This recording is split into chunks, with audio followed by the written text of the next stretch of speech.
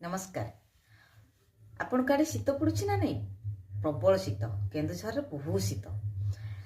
शीत दिन आमे समस्ते सूप पीऊ, चा पीऊ। अभ्यास अभ्यास नथिले भी बेले बेले हो जाए। विभिन्न प्रकार सूप आपण पीउथिबे। केबे घरे करिकी मटर सूप पीचंती? तबे निश्चित भावे करंतु। खाली प्लेन रे आपनको बेसी किछि पड़िबनी, रोषैशाला रु आनिबे।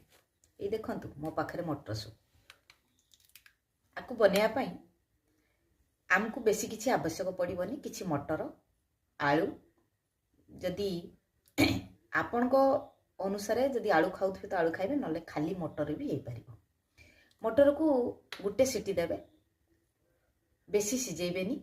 आ सेई सीटी भितरे गोटे सीटी देई साला परे किछि समय सिम रखी बंद कर देबे।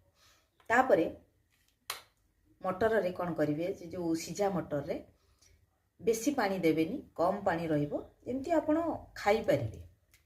माने सूप रो जोटा माने बेसी पतला सेटा करिवेनी, टिके गाढ़ थिबो। कंचा लंका आपणको अनुसार, कंचा लंका, धनिया पत्र, पुदीना पत्र, आंबकसिया अदा किछि छेची नेबे। छेची नै कि सेथिरे पकेइबे। आउ गोटे जिनिस तेंतुली।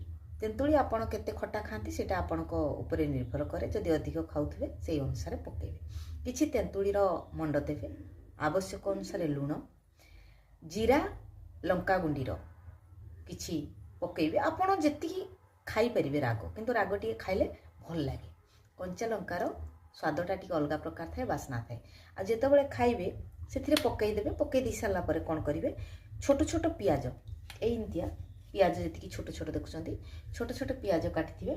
आउ किछि धनिया, पुदीना पत्र काटिकी रखिथिबे। तापरे से सूप रे पकेइकरी आपण खाइबे। आउ गोटे जिनिस, टमाटो भी पकेइ पारंती छोट छोट काटिकरी, किंतु जेहेतु मु तेंतुली टिके मंड अधिक नैछि आउ पकेइनी टमाटो, किंतु एतिकिरे भी बहुत बढ़िया। थरे खाइकी देखंतु,